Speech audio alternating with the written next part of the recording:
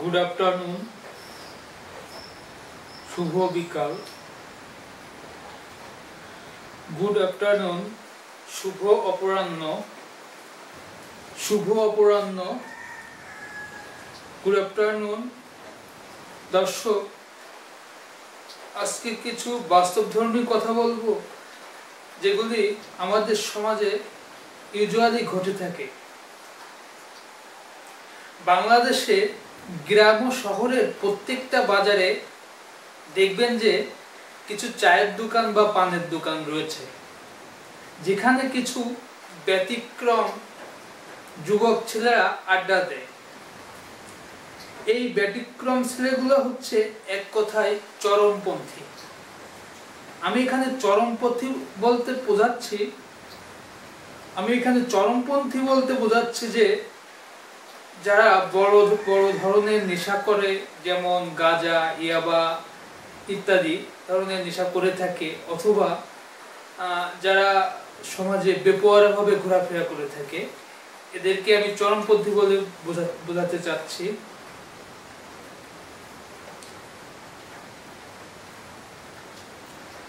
আমি আমাদের নিজ গ্রাম থেকে বিবেচনা করে বলতে পারি যে বাংলাদেশে এখনো 2% মানুষও শিক্ষিত হয় নাই, আর 0.5% মানুষও সামাজিকভাবে শিক্ষিত হয় নাই। এলাকার শিক্ষিত ছেলে যদি চরমপন্থী বা মাস্তানদের দেখে ভয় পেয়ে থাকে, তবে সে কেমন শিক্ষিত হবে? আপনি বিএ পাস বা মাস্টার্স পাস লোক হতে পারেন, কিন্তু আপনি বিএ পাস অথবা মাস্টার্স পাস করেছেন, অথচ আপনি মানুষের সাইকোলজি বা মনস্তত্ত্ব বোঝেন না। মানে হচ্ছে আপনি বাংলাদেশের ন্যাশনাল ইউনিভার্সিটি এর অধীনস্থ কোনো কলেজে পড়াশোনা করেছেন, আর গ্রামের চায়ের দোকানে বসে পান আর চা খেয়েছেন। আপনি কি করছেন? বাংলাদেশের ন্যাশনাল ইউনিভার্সিটির অধীনস্থ কোনো একটা কলেজে পড়াশোনা করছেন, পড়াশোনা করে বিএ পাস করছেন। পাশাপাশি যখন আপনি বিএ পাস আর মাস্টার্সের বিএ এবং মাস্টার্সের স্টুডেন্ট ছিলেন, তখন গ্রামের পানের দোকান, চার দোকানগুলোতে বসে বসে পান আর চা খেয়েছেন, আর সিগারেট হয়তো বা খেয়েছেন।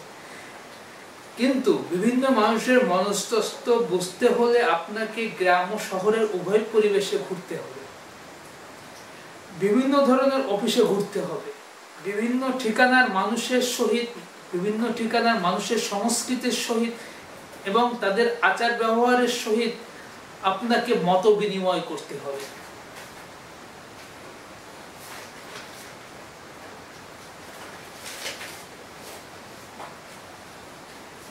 আপনাকে এমন শিক্ষিত হতে হবে যে চরমপন্থী বা মাস্তানরা আপনাকে ভয় করে চলবে।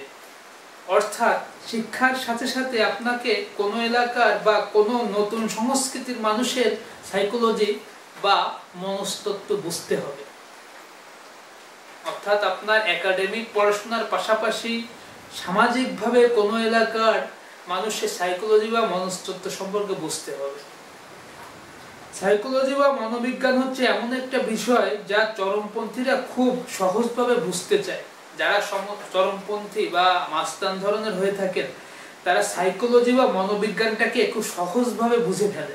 আসলে সাইকোলজি বা মনস্তত্ত্ব কিন্তু অতটা সহজ ব্যাপার নয়।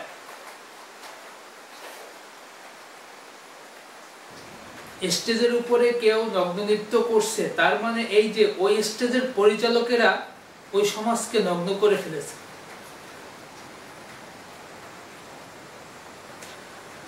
কোন দেশের পুলিশ, সেনাবাহিনী এবং অন্যান্য সিভিল প্রশাসন যদি অন্যায়কে প্রশ্রয় দেয়, তবে ওই দেশের প্রশাসনও কলুষিত।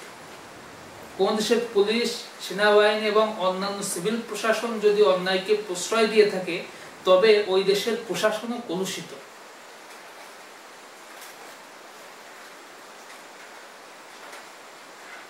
কোন পরিবারে ন্যূনতম একজন মানুষও যদি সুশিক্ষিত না থাকে, তবে ওই পরিবারের ভবিষ্যৎ সন্তানেরা অমানুষ হয়ে থাকে।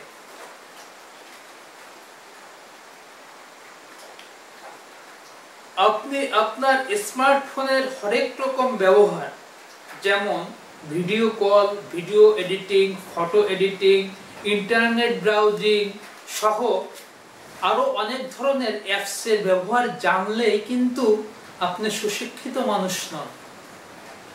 আপনি আপনার স্মার্টফোনের, দামি স্মার্টফোনের, আইফোনও হতে পারে, video call, video editing, Photoshop এবং বিভিন্ন ধরনের অ্যাপসের ব্যবহার জানলেই কিন্তু আপনি সুশিক্ষিত মানুষ নন। ধন্যবাদ সবাইকে। শুভ অপরাহ্ন। আশা করি পরবর্তী ভিডিওতে আবারও কথা হবে।